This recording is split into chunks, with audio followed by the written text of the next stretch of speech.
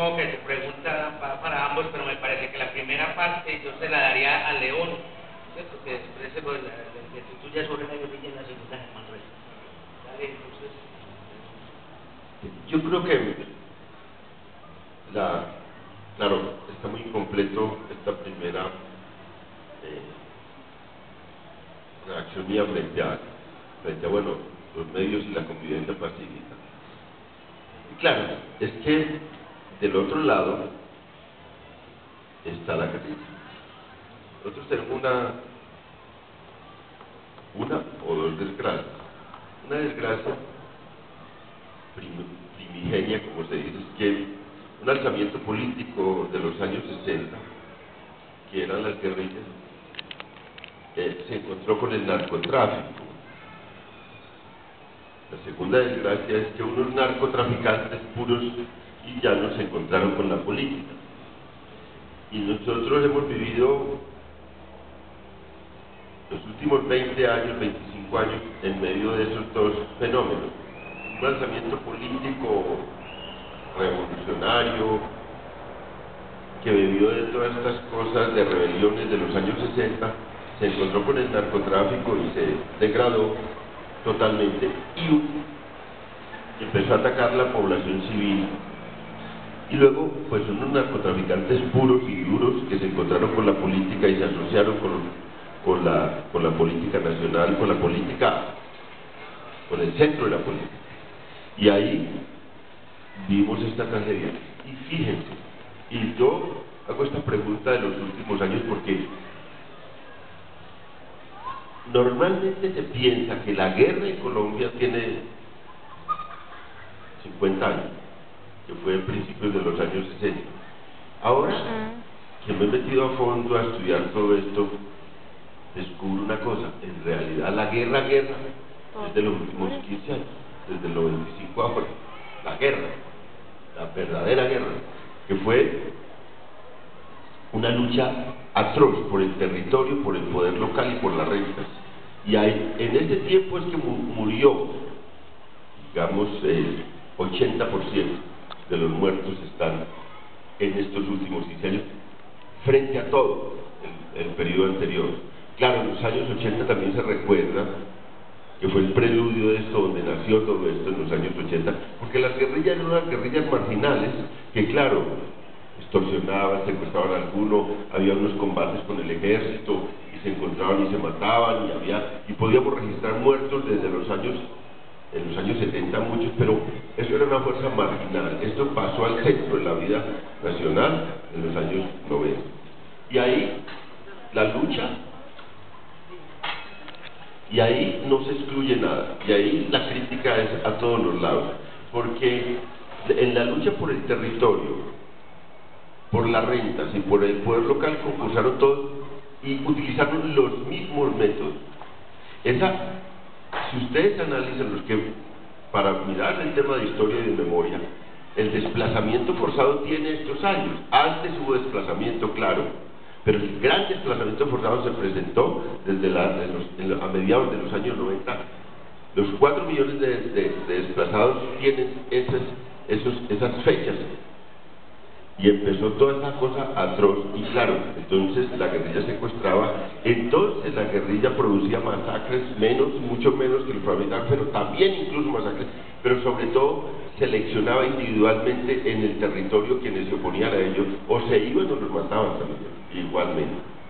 Y la guerrilla se convirtió en una fuerza también de ocupación y de dura lex para la población, y en eso no se puede excluir a nadie. Y hay una cosa, y yo lo sé porque a mí siempre me dicen: es que usted es muy sesgado, es que usted sí mira solo el tema de los paramilitares y no mira las guerrillas. Y yo he dado testimonio de que soy un crítico profundo de la violencia porque tengo un convencimiento, o dos convencimientos. A mí una frase que me impresionó mucho del Svetlana Todorov, que es un memorialista o un memorioso de la guerra, de la Segunda Guerra Mundial y el ascenso del fascismo, él dice las cosas cambiaron en Europa. Cuando los crímenes del fascismo se dejaron de explicar por los crímenes del comunismo, y cuando los crímenes del comunismo se dejaron de explicar por los crímenes del fascismo. Esa frase tiene este sentido para el caso colombiano: el día que la izquierda y la gente progresista y la gente avanzada de este país dejen de explicar, ni siquiera de justificar, sino de explicar lo que ha hecho las FARC, los secuestros y toda esa agresión a la población civil, por lo que han hecho sectores oficiales, agentes del Estado y los paramilitares. Ese día habremos dado un paso enorme en la resolución de este conflicto. El día que la izquierda se pare éticamente y diga: es que eso no es justificable lo que hizo las FARC de ninguna manera, no es justificable ni explicable por lo que hicieron las élites de este país.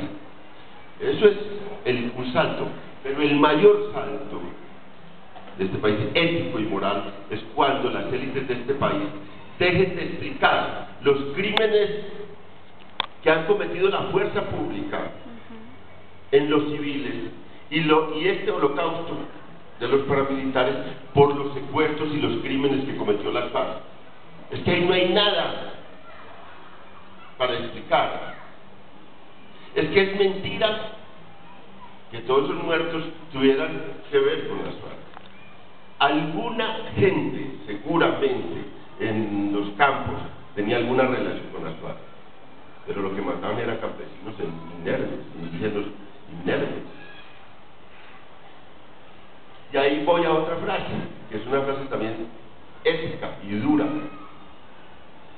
que sería emblemática en este país y que transformaría también este país si logramos que públicos como este la asuman. La condición de víctima la da la indefensión, no la inocencia. La condición de víctima la da la indefensión, no la inocencia. Si alguien, por alguna causa, simpatiza con ideas de derecha, o asume ideas de derecha, o tiene ideas de derecha y es de derecha dura, que es un credo político, pero ese señor no tiene un arma en la mano, ese señor no hace parte de una estructura armada, ese señor nunca, la izquierda debe justificar la muerte de ese señor de derecha, con el pensamiento más duro de derecha. Pero también a las élites del país hay que decir: no se puede matar a la gente por ser de izquierda. En el campo de la guerra, la distinción entre combatiente y no combatiente es la pieza fundamental del derecho humanitario. Oiga, ¿saben por qué me retiré yo del ELN? ¿Saben cuál fue? Una de las causas fundamentales, no fue la única, pero ¿saben cuál fue? La muerte de Monseñor Jaramillo, obispo de Arauca. Yo pertenecía al comando central del ELN, una guerrilla inspirada en el mundo católico, una guerrilla que, fundada por curas de la mano de Camilo Torres, termina matando a un obispo. Y esta gente del Frente Domingo Laín, que era el frente que hizo ese asesinato brutal, ¿sabe cómo justificaba la muerte de Monseñor Jaramillo? Es que él era un tipo que atacaba a la guerrilla en los púlpitos. Es que era aliado de los militares, es que iba a las brigadas. Señores, les dije yo en ese momento, estando en el comando central del ELN, es la misma justificación por la cual las élites de este país están sacrificando a la Unión Patriótica, al señor Cepeda, por el cual acaban de pedir perdón. Claro que la Unión Patriótica era hija de las FARC, claro que la Unión Patriótica y los militantes de la Unión Patriótica, así lo nieguen hoy, tenían unos nexos con esa fuerza militar que había surgido, que les había dado vida en un acuerdo de paz, pero eran señores indefensos, inermes, haciendo política pública. Fueron asesinados en las calles de este país, sin un arma en la mano. Y aún hoy, una fuerza política decisiva en este país, que es el uribismo, justifica esas muertes. Aún hoy se escriben columnas diciendo que era explicable la gente de la Unión Patriótica que la mataran, porque esa gente tenía esa conexión con las FARC. Eso les decía yo a esta gente del Domingo Laín. Y entonces estaba en el comando central y yo era pues un comandante de esta fuerza, y dije, hasta aquí llegué yo, debatiendo con el cura Pérez, un sacerdote que dirigía el ELN, y el cura Pérez, no voy a decir que él justificó esa muerte, al contrario, la criticó mucho, pero no fue capaz de hacerlo públicamente, porque dijo, estábamos en la reunión del comando central, y dijo, pues no podemos poner en la picota al frente de Domingo Laín, porque se divide la organización del ELN. Yo le dije que se divida,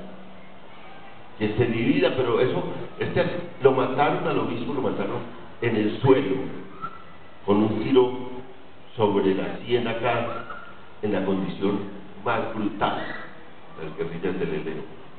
Y eso, claro, eso fue para mí muy doloroso, porque eso marcó el fin de toda esa fuerza. Yo que llegué además de la mano de sacerdotes a esa guerrilla, pero aquí hay que pararse, en este país hay que pararse para construir una fuerza moral y ética que critique las violencias de todos los lados y que no justifique eso por ideas políticas, por credos religiosos, ninguna muerte. Bien, entonces la otra parte de la inquietud de ella, hermano.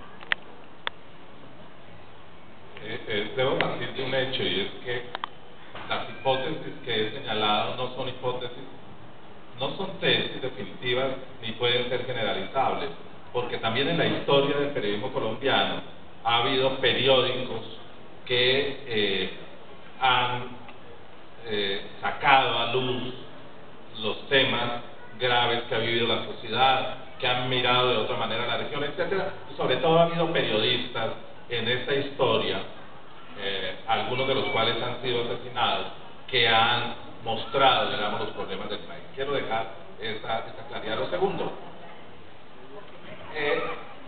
yo me pongo muy nervioso cuando empiezan a ponerle adjetivos a las cosas, sobre todo porque cuando le ponen un adjetivo viene el segundo, y es peligroso que incluso haya el tercero.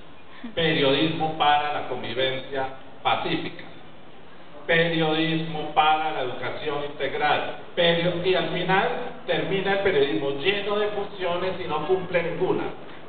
No tienen que ponerle periodismo para la convivencia, póngale solamente un nombre: periodismo.